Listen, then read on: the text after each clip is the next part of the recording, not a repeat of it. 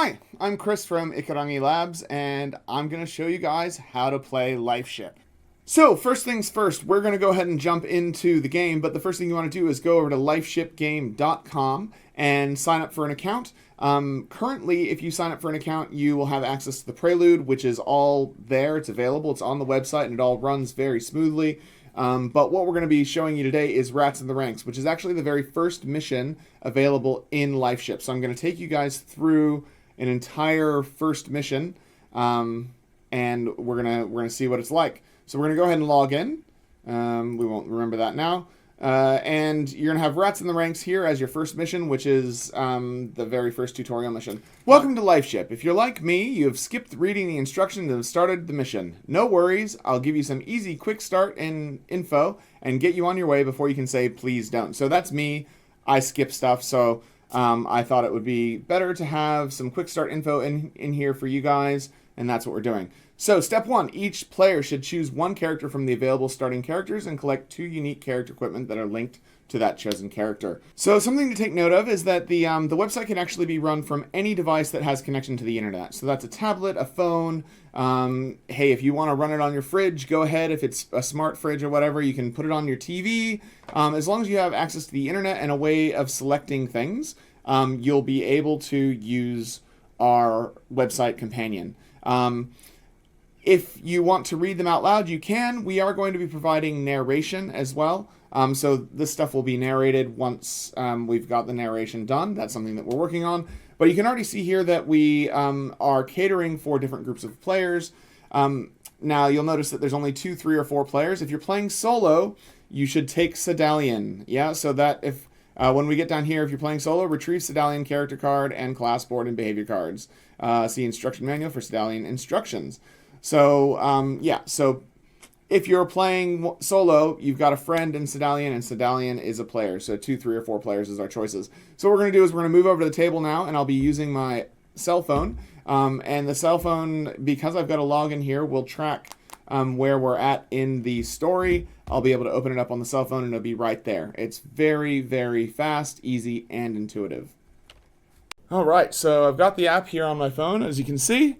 Lifeship's there, and we're going to pick a character from one of the starting 8. Now, I have played all the characters, obviously, so you'll probably take a little bit more time to pick your character, but to give you an idea, they have a few different stats there. They have a attack, a defense, a movement, and a salvage stat, and they're all varied, and they have a thing on the back that tells you what their suggested classes are, which will come into play in a second. And I think for today, I'm going to play as China. Now, that's not actually her name, their name or whatever, but that's where she's from. She's from Xi'an, China, and she has 2 attack, 2 defense, 3 movement, and 1 salvage, which is pretty cool. She's also got a special rule down here called Too Close, which means that attacks against adjacent enemies get +1, and attacks against non-adjacent enemies get -1. So she's much better at melee than she is at ranged attacks. There's a story on the back as well that tells you a little bit about her and her story and where she's from and why she's on the Lifeship. Her basic vibe is that she wanted to upgrade herself using cybernetics and stuff, and then snuck aboard the Lifeship and is now part of the super team, which is pretty cool. So the next thing we're going to do is we're going to look at the back here, and it says that her suggested classes are soldier or chaplain. Cool. So soldier and chaplain are both good choices. I've played her as a chaplain before, so we're going to pick soldier today. Now, I did already grab the soldier class board out, which is the next step, I believe. Choose one character. Yep. Oh, I have to get her unique equipment. So she has 2 pieces of unique equipment that she starts with, and I believe that they are both fist related. So she gets a thing called a cybernetic fist, which does an attack +4, which is quite strong. And she gets an automated palm, which gives her barrier 2, which is really strong. So both of her unique equipment are here. Now, I am playing in slips because we play a lot, but I will just take a moment to show you guys. So this is sort of what like the actual cards look like on the back. We put them on linen, we want a very high quality of game. I like to play in slips anyway because I like slips. But the actual game is going to be on linen cards with nice Lifeship backs and stuff. So we've got an automated palm. We've got a cybernetic fist. What's the next step? We have to name our character. Cool. So that just requires a pen. We're going to give her a name. We're going to call her, I don't know, Lee. We'll call her Lee. I don't know. That's the first thing that came to mind. And then she has 3 traits. Her 3 traits are criminal, nimble, and augmented. And I can pick a 4th trait from a list. So the list is broken down into backgrounds, and so that's things that you might have learned in your life. Physical traits, that's stuff like strong or nimble, like she's got. Mental traits, like creative, techie, stuff like that. And social traits, like instructive or protective or diplomatic, that kind of thing. I guess, I don't know, I think she's got a few physical ones. We'll make her diplomatic, yep, and we write that on the card because I'm the only person that's going to play this card, this character. And that's how the game works. So the character that you pick, I just dropped everything on the ground. The character that you pick has 2 unique pieces of equipment, and that's their equipment. No one else ever plays with that equipment. So there are potentially thousands and thousands of different builds in the game with different classes and stuff, just based on the fact that there's 100 characters in the game, and they each have 2 pieces of equipment and their own unique rules and all sorts of stuff. So we've got that. So now I have to select a class. I kind of already did that. We're going to be a soldier. So a soldier's main job is tanking. They block shots, yeah? They also do some damage and stuff. They have a few attacky cards, but what they get paid for is tanking. So now step 5. Oh, and we have our little soldier figurine, so I'll show you that as well. I don't know if that's going to come up. Oh, well. Anyways, this is actually the soldier sculpt, and pretty cool. He's got like tires and a shovel on the back and stuff. I might throw something up on the screen so you can actually see what the sculpt looks like. The soldier sculpt is there, and since I'm playing by myself, I am going to bring Sedalion to the party. Now, Sedalion is a automated sort of AI companion that can roll with you, so that if you're playing with less than 4 players, you can bring Sedalion to fill in any gaps. So if you're playing with just yourself, you bring Sedalion because a 1-player team probably doesn't have the things that it needs to succeed, because you need someone who can either take or deal damage, and you probably need someone who can either heal or prevent damage, right? Sedalion can fill that role for you, which is really good. If you're playing with 2 players and you want to have a 3rd, then you can have Sedalion fill in a role. So we're going to bring Sedalion. Sedalion gets his own class board, which I'll place right here in front of me as well. And I'm going to get some, we'll get some shots of what this looks like from above.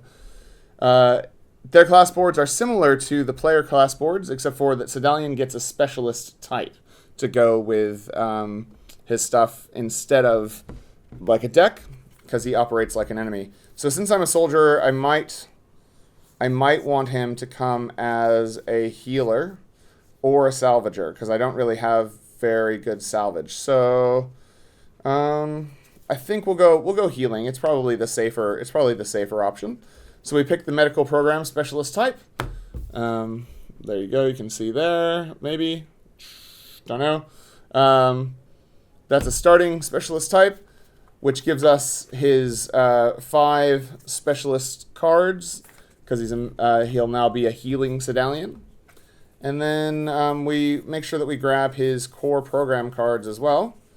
He has 2 core program cards that he always does. He has a Fusion Pulse, which is quite powerful, and a Protectron Protocol. So even when he's not a healing Sedalion, he does healing anyway, which is quite good. So that makes a deck that we put here next to Sedalion, and that's where we are. We also need our own class cards. So we're a soldier. So we'll collect them from over here. We get 5. Each class comes with 5 cards. The 5 cards that we have are Defensive Posture, Stunning Throw, Attack to Defend, Army of 1, and Protective Sweep. And they all do a few different things, but we'll talk about that when we get closer to actually playing the game. We're just doing setup now. So right now we've got our 5 class cards and our 2 unique character cards, giving us a deck of 7 cards, right? Right, so I'm going to go ahead and read you the mission here. If you want to skip this part and just jump straight to the gameplay, then that will be on the timeline somewhere. But I'll read the story here to you guys so you can get a taste for what the flavor of the game is kind of like.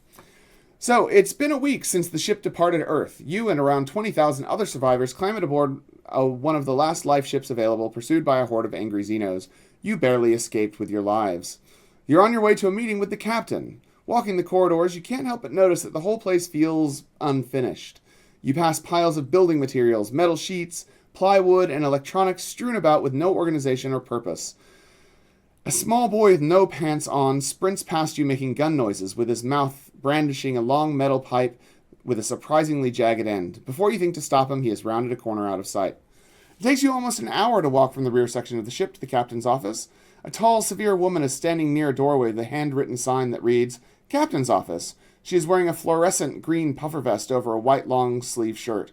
A thick pair of tech glasses cover her eyes, while her platinum blonde hair sits in a severely tied bun. She only acknowledges your presence after a few awkward moments of you waving your arms. Lifting the tech glasses to the top of her head, she runs an unfriendly eye over you. "Needs must," she mutters, and waves a card over the scanner on the door.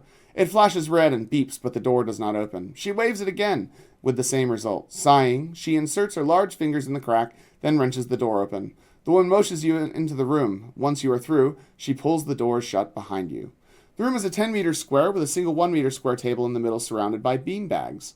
The captain spots you, milling awkwardly near the door, and smiles. "Fantastic! My, super team is here." They turn from the small screen they were poking and approach with their hand outstretched. Their short stature is offset by a chiseled jawline, jet black hair, and an indefinable magnetism. "Pull up a seat. This ship is a shambles.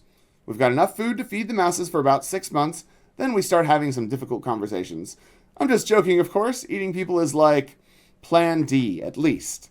They laugh, pacing the room like a cat. "At least we would have 6 months if we didn't have an infestation." They approach the tiny screen in the back of the room and gesture for you to join them. On the screen is a picture of a rat. "This is the problem. We have rats eating all our supplies. Normally this would be a job for exterminators or whatever, but needs must as the devil drives," they smile. "So that's why I've assembled you, the, super team, to solve the problem. Of course, being on my super team has some perks. For one, you get access to the armory, such as it is." They whirl and walk toward the door. "Not to mention our supposed-to-be state-of-the-art cloning facility. Now, before you ask, it didn't exactly get every technical upgrade before leaving Earth, but I have been assured by Star, our clone tech, that the equipment is an MVP. So if you die, we'll bring you back good as new." They try to key open the door. It beeps but remains shut. After a few seconds, you see the door being pried open from the outside. Sasha will let you into the armory and show you where the food stores are. The captain smiles again, which seems to be their default facial expression. "I also had these super spiffy uniforms made for each of you. One size fits all." Each player gains a super team uniform, so that's like a rule that you read and it tells you. As you step into the hallway, Sasha scoffs at you. "You realize that MVP means minimum viable product, right?" She shrugs at your confused faces. "The captain didn't mention this, but there is a terminal in the hold that has some data I need. Don't come back without it." She menaces you with a look. "And hurry up. Every minute you waste is another crate of snack cakes I don't get to eat." While you are not certain that Sasha could do anything to harm you, you decide to play it safe and agree to bring the data back. Now, players may select up to 2 items from the armory to add to their deck.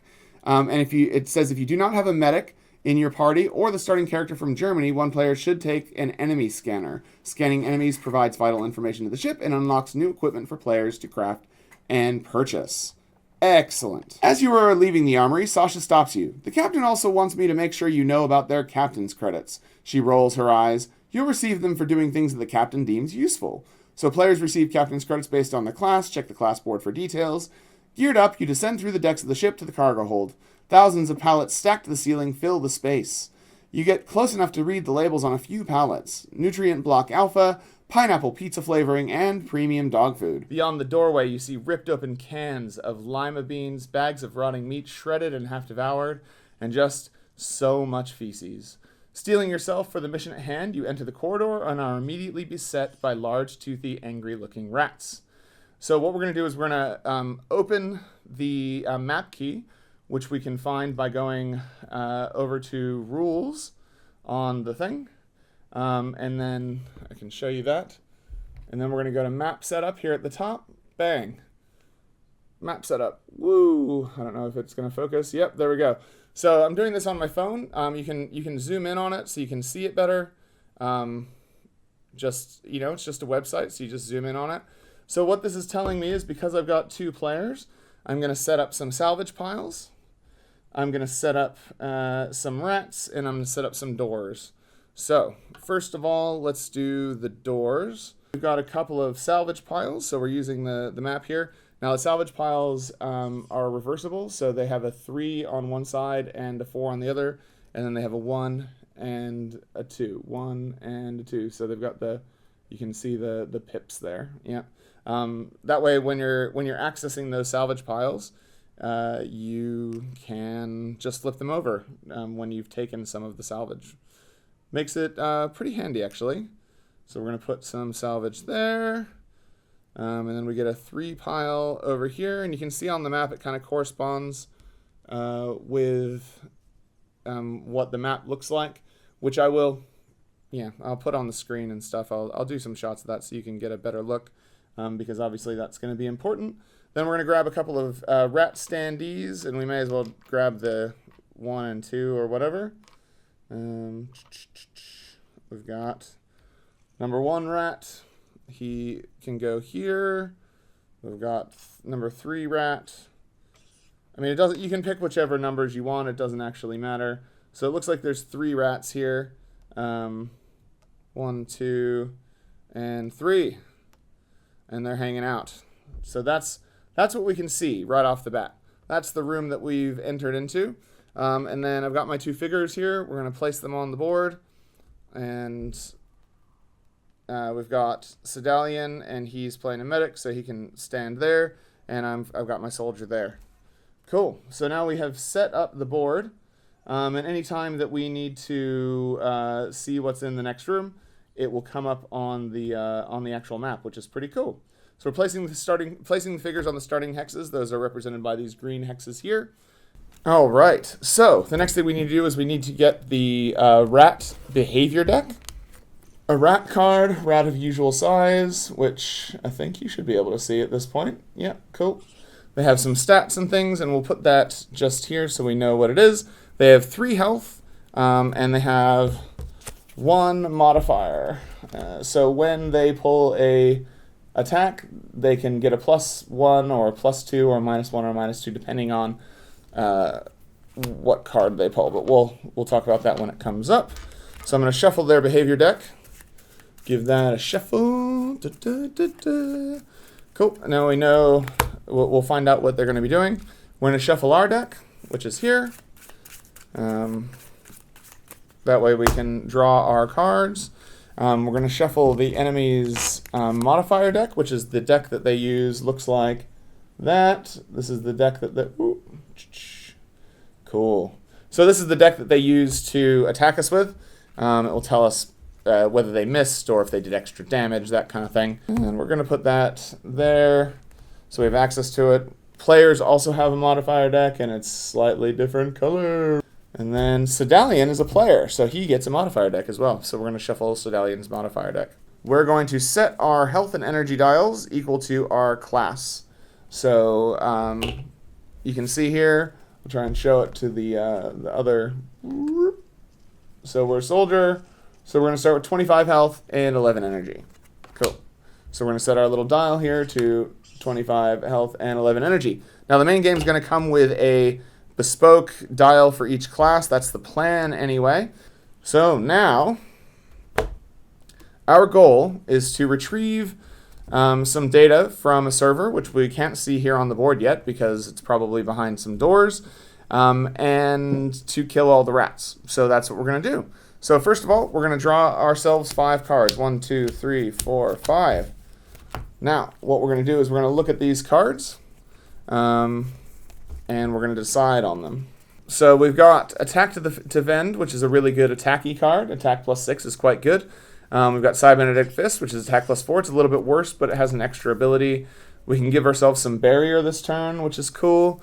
Army of 1 is pretty funny. You can throw someone 3 hexes, or a terrain feature, or an enemy, or a friend. And we've got a bioscanner, most importantly, which will allow us to scan one of these rats, which I am very excited about. So what we're going to do next is we're going to put the cards down that we want to play. Now, because we're doing some barriering and stuff, we're just going to play all of our cards out. Now, at the start of the round, all players play their cards out. Sedalian's an exception because he sort of operates like an enemy. And what we're going to do is we're going to lay them out in initiative order. Cool, so what that means is we have elected to resolve these cards this turn. Now, we don't have to choose how we're going to resolve these cards until we get to the initiative that is that card. Now, that's going to become important because each card has multiple modes that you can choose. It has its main mode, and then it has basic actions that it can do. Now, basic actions match the character's stats. So a basic action can be a melee attack, it can be defense, it can be a movement, or it can be a salvage, which is how you get loot. So, for instance, your class cards and your unique cards mostly will have all 4 basic actions. Some other cards may have 1 or 2 basic actions on them, and some of them will have none. The important thing is that basic actions are really important in the game, and they only cost 1 energy. Lots of other cards, say Army of 1 here, cost 3 energy. So, if I didn't have the 3 energy there, I could still spend the 1 energy to do some basic actions. So now that we know what I'm doing, I'm playing all 5 of my cards, and I'll get to choose how I resolve those once I get there. What we're going to do is we're going to reveal a card for the enemy. Okay, so now we know what the enemy's doing. They're going to resolve their abilities in the same initiative order as us. So the enemy's ability the first one goes on 87. So the good news is the rats won't be doing anything for a while. The rats of usual size. They won't be doing anything till 87. We also know what Sedalian is doing. On 50, he's going to do a Fusion Pulse, which is an attack +6.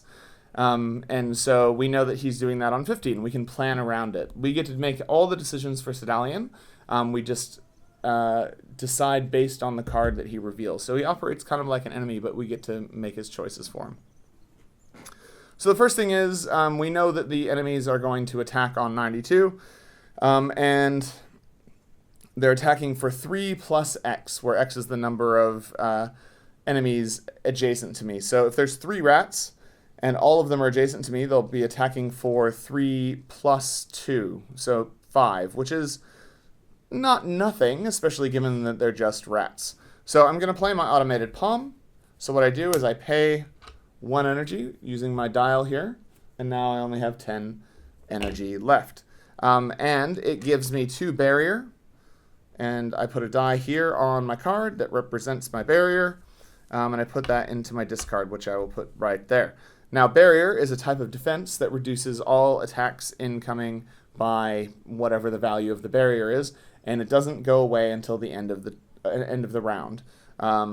Defense, which is this other little dot right here, this other little square here, is a type of defense that also reduces damage from attacks, but it only works 1 time. And no matter how much defense you have, if you use defense to reduce an attack, you lose all of it. It's kind of like, it's to represent sort of dodging and moving around and that kind of thing. So it's just me on 26, so I'm going to go on 26. I'm going to resolve attack to defend. There's a rat next to me. He looks very punchable. So what I'm going to do is I'm going to spend my 1 energy on the dial like I showed you. I'll show you one more time. So I've reduced it. I now have 9 energy. And then because I'm doing an attack, it's a melee attack, I have a look at this. So that says attack +6, and I can show you. I can show you on the other screen there. Cool, easy, right? So attack +6, right? That means that I'm doing an attack, which is my character's stat, which I will also show you. So you can see that the character has a 2 attack. That's the top stat there. They have a 2 attack So if they were just doing a basic attack, if I was spending 1 energy to do the basic attack, which is the, as you can see there, those icons along the side indicate that I could spend 1 energy to do a basic attack, I would be attacking for 2. But since I'm doing the main ability, it still only costs me 1 energy. I get to attack for 2 plus the 6, which is why it's got that black box there. So we're going to pull a card here. That is very unfortunate for me. I've pulled a card called Reconsider. You can see it there. Basically, I went to attack the rat and then decided against it. Now, there's only 3 misses in the deck. And once they're gone, you can't miss anymore. So there's no reshuffling. You don't have to reshuffle the deck every time you get a miss or every time you get a critical. The deck is 20 cards deep. So if you attack 20 times, you will see every one of your cards in there. So you will always have the advantage of only missing 3 times. It's still randomized. It's still not certain that you're going to hit, but it takes some of that randomness out of it. So the next person to act is Sedalian. And I think that we do want him to do his Fusion Pulse. At 50, I can have him Fusion Pulse, or I can have him pick to do a different card. I can have him pull another card, because maybe I don't want him to shoot. I think I do want him to shoot right now, so we are going to get him to shoot. So he's going to do the same thing. He's going to resolve a card from his modifier deck, and he's pulled a Center Mass, which you will see here. Easy peasy. Now, locations matter sometimes against enemies, and they definitely matter against players, but in this case, it's a rat. You hit it in the center mass, and he shot it for his attack, which is 2, and plus 6, which is 8. Now, the rats only have 3 health, so this rat that he just shot, it's dead. This is a very, very dead rat, so we're gonna get rid of that rat. So something I forgot to mention before is the enemy tracker, which has some rats on it currently. You can see here on the enemy tracker, it is enemy tracker D right there, and I'm just showing it to the camera there so you can see it as well. And we know that because we've got our rats of usual size card right here that will tell us that we're using tracker D. So we can put our rat that we've just killed there, and if we thought we might get more rats, we'd have them sort of arrayed out here, but you don't necessarily need to have them out here. Since there's only 2 players, we'll never see these 5, 6, or 7, or 8 because you can't have that many when there's this many players. So Sedalian has already killed 1 rat. Fantastic. On 61, actually I can probably have had him kill a different rat because on 61 I've got a scan, so I'll have him kill number 2. And I mean, normally you would pick a target first because they might have different defenses. But in this case, it doesn't actually change anything other than the fact that I get to get a scan of them, which I do want to get. So I'm going to get it. On 61, I'm going to spend my 1 energy, and we know how that works. I'm just going to turn my dial here back down to 9.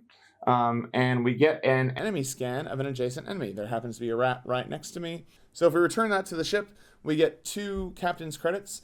As well as unlocking probably a new piece of equipment, because that's how you get new equipment, which is why it's recommended you bring an enemy scanner. You unlock new equipment by getting enemy scans.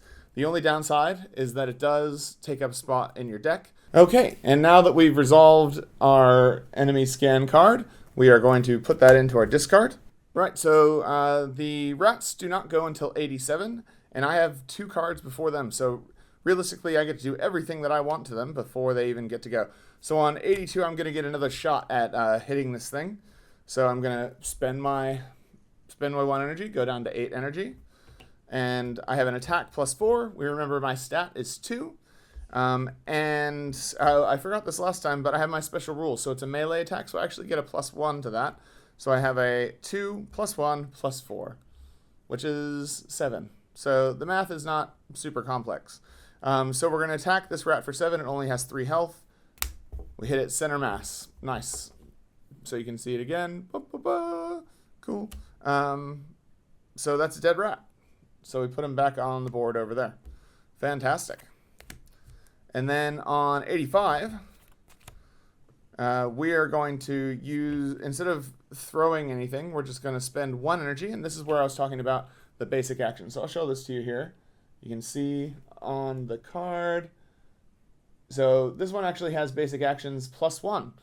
So this card specifically is designed mostly to do those +1 basic actions. So it means that my movement, instead of being 3, is 4, because I get to do it +1. So I pay my 1 energy, dun, dun, dun, and then we are going to move because we want to get into some of these rooms.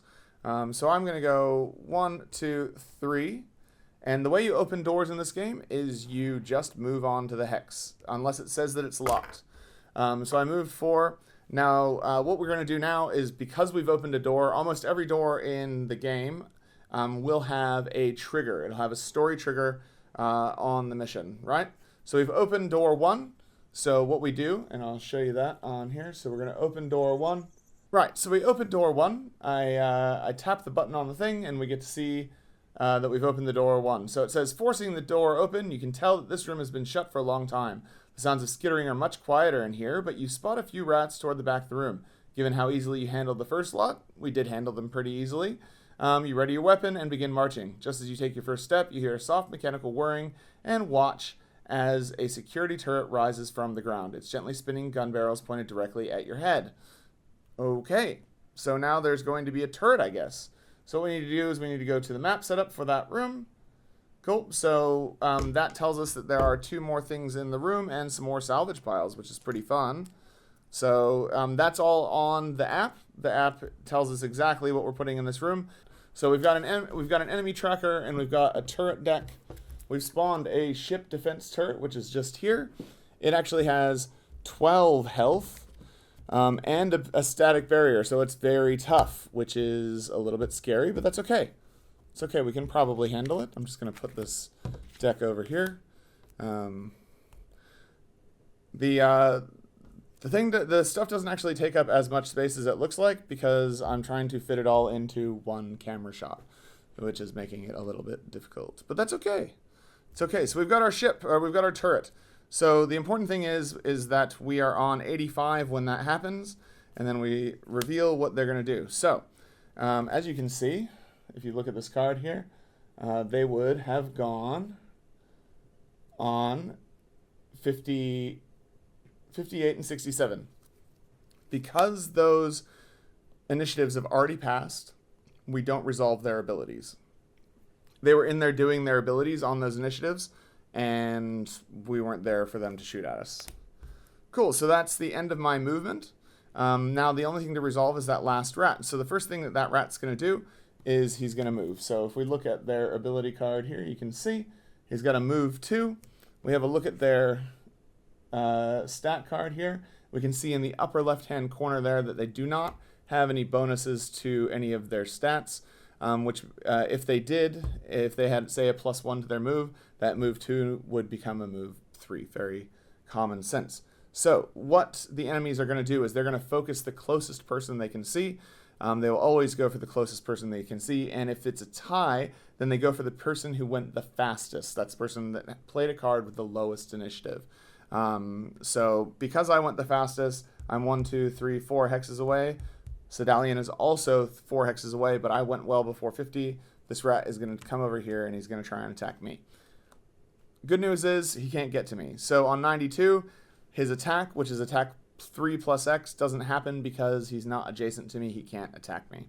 And then that is the end of the round. And what we do is at the end of each round, we remove all of our until end of round effects. And then at the start of the new round, the first thing we do is we gain 2 energy, and you gain 2 energy per turn, unless you're resting.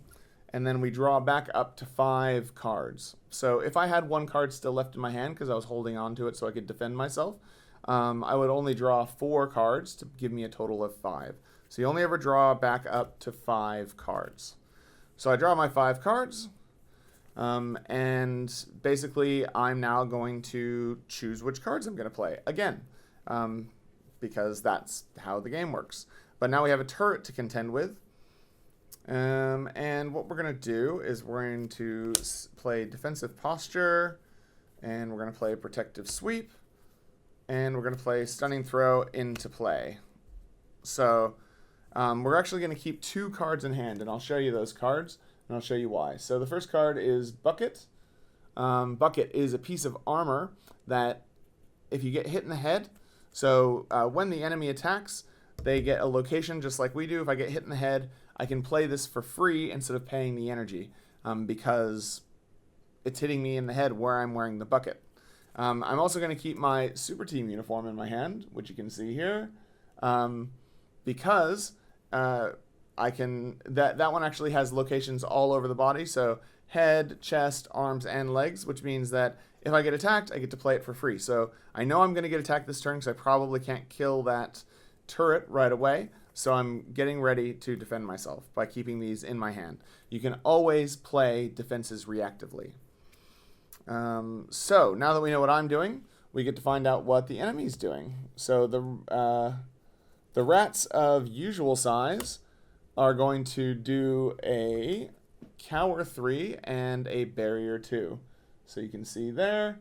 So that symbol at the top is Cower, and then the second one is Barrier. So they're trying to hide. They're trying to get away from me, and they're doing it really early as well.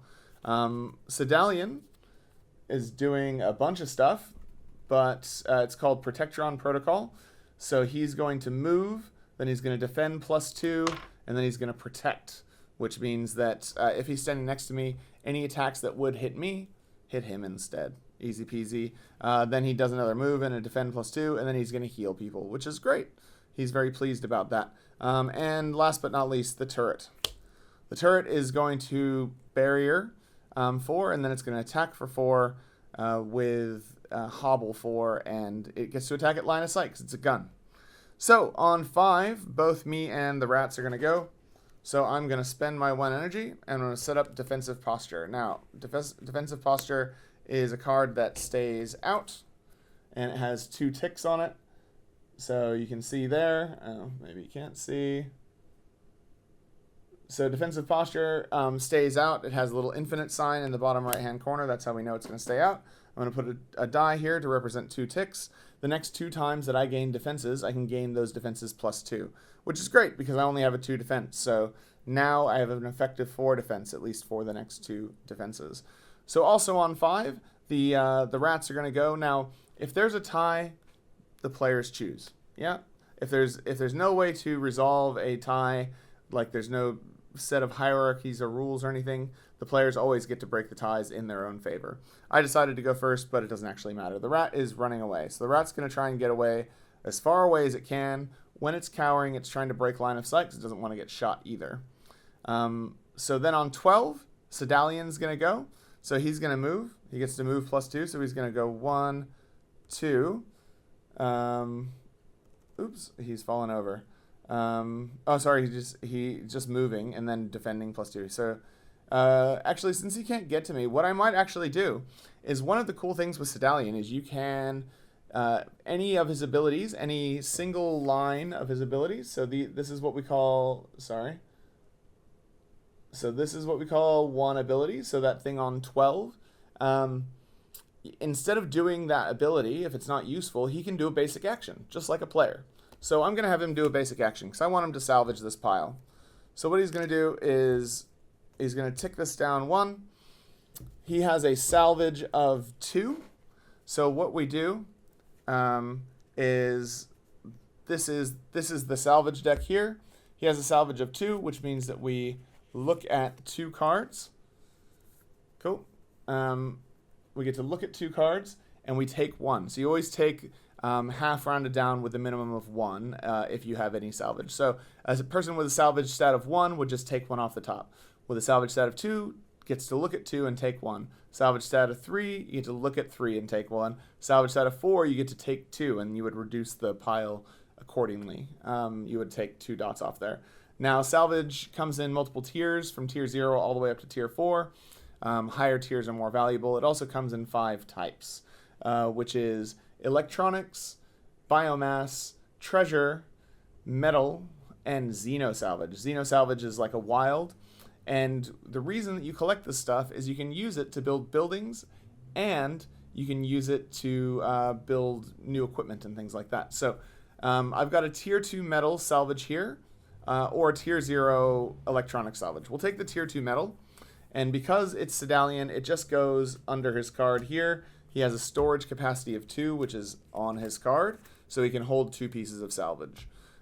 He's not here for salvage. He's here to,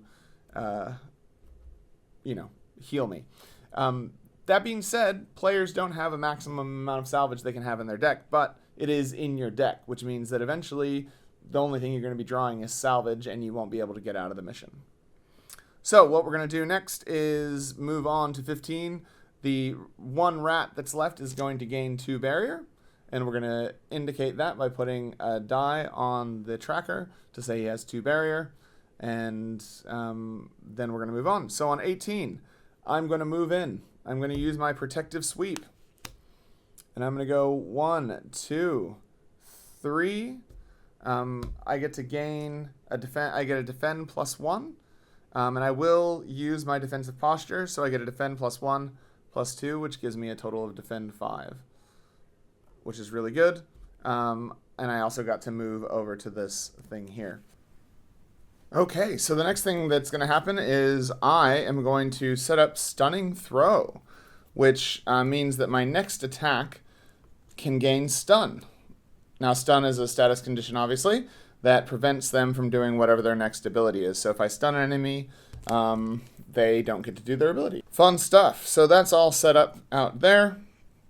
Next person to go is going to be Sedalion, who gets to do a movement and a defend +2. But actually, you know what? We're going to get him to salvage again. So we're going to get rid of this little salvage dot here. Fun stuff. It's gone. He's going to look at 2 cards, and since I am in control of him, I get to look. And we've got a Tier 1 Metal Balls and a Tier 0 Desiccated Rat Biomass. So we don't really want either of those, but he has to take one. Them's the rules. If you go for the salvage, you've got to take salvage. You can't just decline salvage, because the captain is watching, and so is Sasha. Sasha wants you to bring back that salvage. So on 33, the turret is going to give itself barrier 4. So we're going to track that using our other enemy tracker, which is just here. And we'll put it here. Sure. Why not? And it has 4 barrier until the end of the round, which is fun. And then 46, it's going to attack me. Now, the important thing about this is it's doing a ranged attack. It's doing a ranged attack. I'll show you what I mean here. So you can see the little sniper icon there. Any attack that has that on there means it's a line of sight attack, a ranged attack. And what that means is that as long as it can see me, it can shoot at me. Now, if you're using a line of sight attack or any ranged attack, and any enemy is within melee range, and as you can see on the board here, here's the turret. We'll go with my other hand. Here's the turret, and here's the soldier. I am directly in melee range. It means it gets disadvantage on its range attack. And now that doesn't matter if it's attacking me or if it could see Sedalion, it was attacking Sedalion. If I'm in melee range, when it does a range attack, it gets disadvantage. Now, the question is, how does disadvantage work? And I'm going to show you. It's very, very straightforward. And some of you will have already guessed how that works. We've got the enemy modifier deck here. It looks like this, if we remember that correctly. We can place it here so you guys can see it. And what we're going to do is we're going to reveal 2 cards, 1 card for the attack and 1 card for the disadvantage.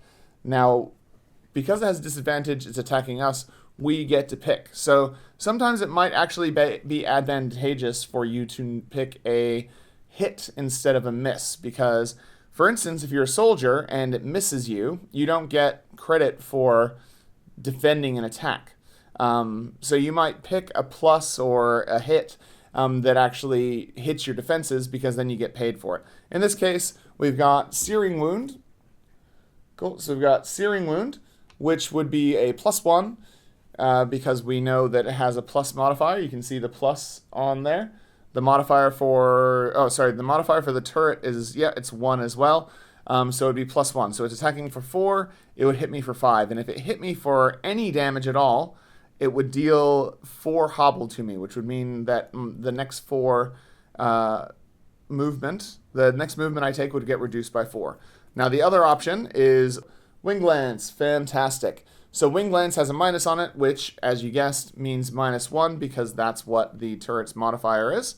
So we're going to go for that one, which means it's actually doing an attack of 4. -1 is 3. I have 5 defenses from my earlier protective sweep, as seen by the dice represented on my board there.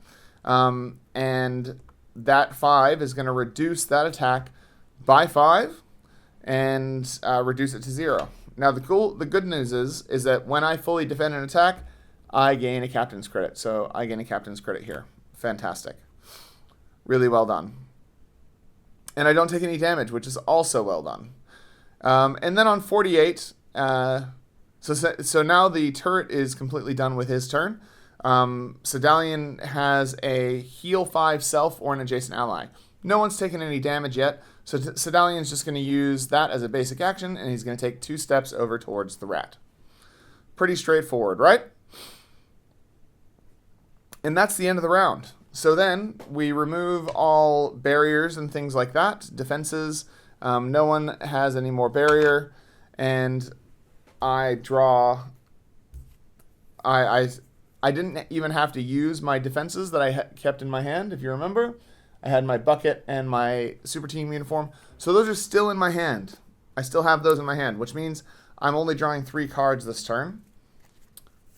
But I don't have any cards to draw. Anytime that you would draw cards, but you can't, you reshuffle your discard, and you draw the cards from the top. 1, 2, 3. Oh, and sorry, Protective Sweep should have gotten shuffled in there. I'll just shuffle it in now. The game's very forgiving. If you make little mistakes like that, it's probably not a big deal. And now I regain my 2 energy. Dun, dun. And I get to choose some cards again. Now, let's see, what have I got in my hand? I've got, well, I might want to keep my defenses in my hand, but what I do have is I have a scanner, so I can scan the turret, which is good because that will help me unlock some more stuff. You can't scan dead enemies, so if you kill them, the scans are worthless. So you have to scan them while they're alive. So it is a risky proposition to keep them alive just to scan them. So I'm going to play those 3 cards, and then we'll see what happens. So first off, we're going to see what the rat's doing. Rat's doing a thing called Just a Taste. Now, a little bit of behind-the-scenes stuff there. Just a Taste has killed more players on this mission than any other card. But we should be all right. We've got a good team. All right, the turret is doing what's called Standard Fire, which is just 2 attacks for 4. Just 2 attacks for 4. So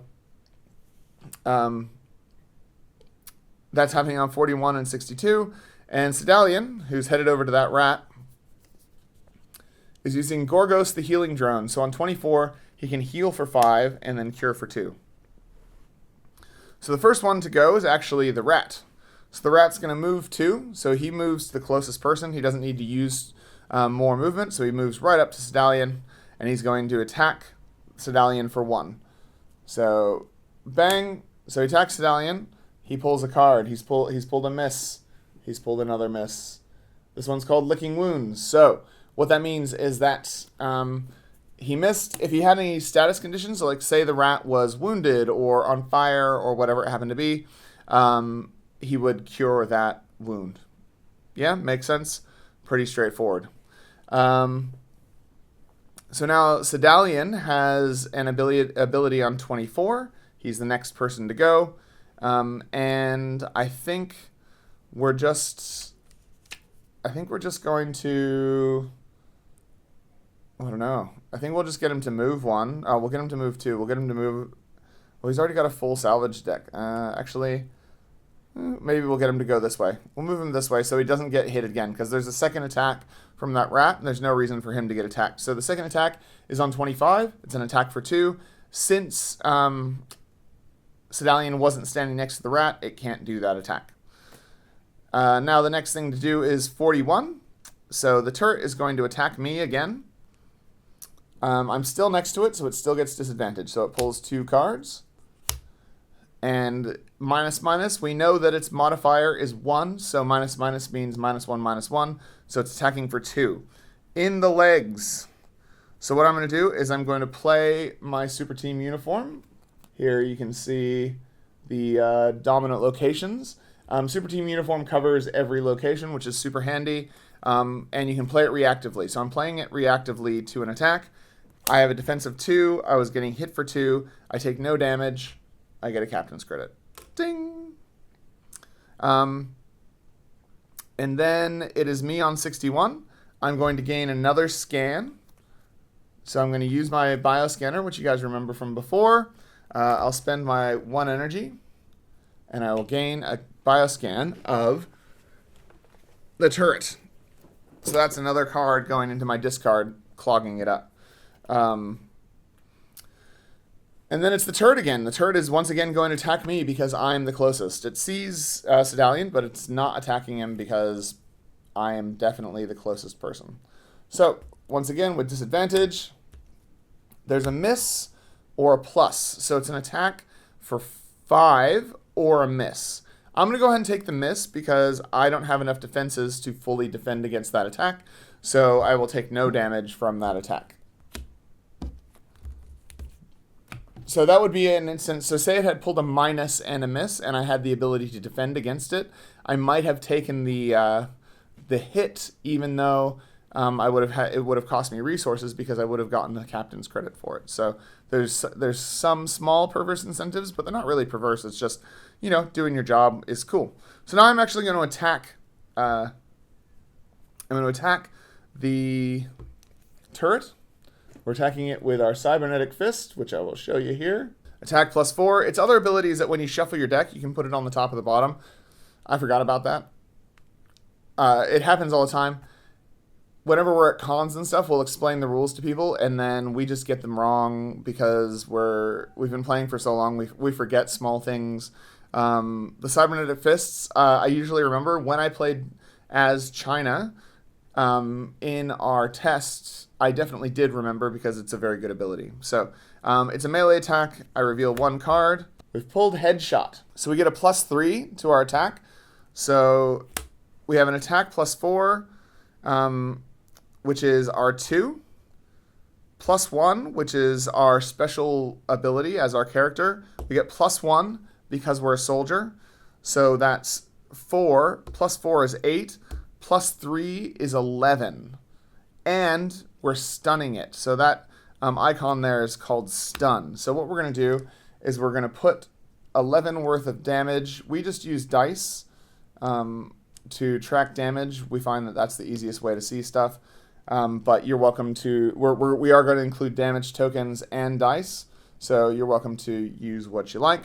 And we're going to include, we're going to put a stun token there to indicate that the next time that that enemy would do something, he doesn't. He only has 1 health left, though, the enemy. And what we're going to do next on 85 is, I don't know, I guess I just punch him, right? So I spend my 1 energy. Bang.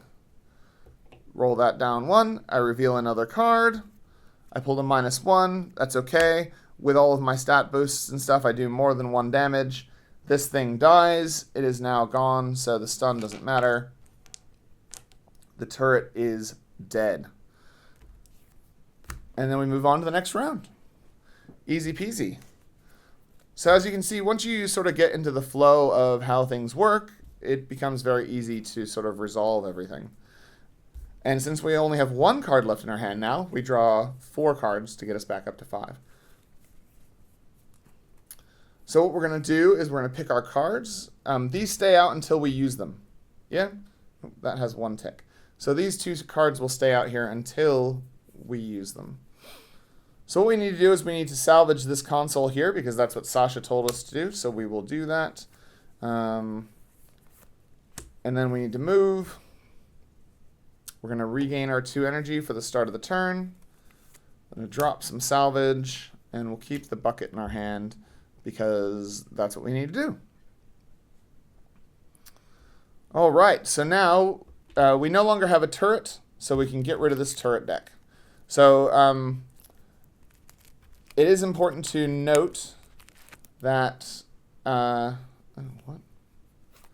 It is important to note that if they're in a normal mission, you might run into more turrets. In that case, these cards would still have been used, and you would use the unused cards later on. I happen to know that there aren't more turrets in this thing, so I'm going to get them out of the way so that they're just out of the way. And we'll put that there. Cool. So what we're going to do is we're going to get to see what the rats are doing. Dark Cunning. So they're going to retreat, then they're going to barrier, and then they're going to do a ranged attack, because they're not normal rats. They're sort of weird rats. And Sedalian is doing an energy transfer, which is actually useful because I am a little bit low on energy. So he's doing, he's going to do a movement, and then he's going to weaken something for 5. Then he's going to give target ally 2 energy. That's me.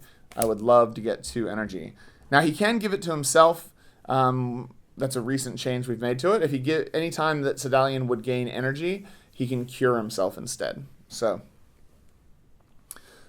I think it's me first on 18, and I'm going to salvage the objective. Now that comes with a story trigger, which we're going to get to on the phone. All right, so we've hacked the terminal. That's what the objective was. Clearing away fecal matter from the console, you manage to get power running through what remains of the wires. The screen lights up, and even though you can only see half of it, you manage to download the usable data. You also hear the sound of the other door unlocking. It looks like there's a personal file labeled The Adventures of Maria Susan, as well as a partial schematic for 2 buildings. Just as you are about to open the personal file, the screen fizzes and sparks, lighting a small fire that you just barely manage to avoid as you yank the storage drive from the console. Gain a USB salvage. So we're going to gain another USB salvage, which is cool. We also hear another door unlocking, so that's that big other set of doors. Right, so now it's that was my 1 energy to salvage that thing. And then it's me on 18 again, so I will spend just 1 energy, because I don't want to spend 2 energy. And we'll start moving. 1, 2, 3 with our 3 movement. And then it's me again on 20. So this is one of those USB salvages. That's one of the enemy scans that I got. This costs 0 energy, so I just put that directly into my discard. And then I think it's me. Oh, no, it's Sedalian on 21. So Sedalian can move and then apply some weaken, which I think he will do. He'll go 1, 2, and he'll apply weaken 5 to that rat, which is fun. So what we're going to do is we're going to put the status tokens there. That rat now has his next attack reduced by 5. And on 26, I'm going to salvage a pile. I'll pay 1 energy. Now, I only have 1 salvage. So when I salvage, I just take whatever's on the top. So I got a bristlebot. I put that into my deck. As you can see, my deck is getting much bigger and worse. Cool. So then on 42, the rat's going to try and retreat. So he'll move 1. Oh, that's not a rat. That's Sedalian.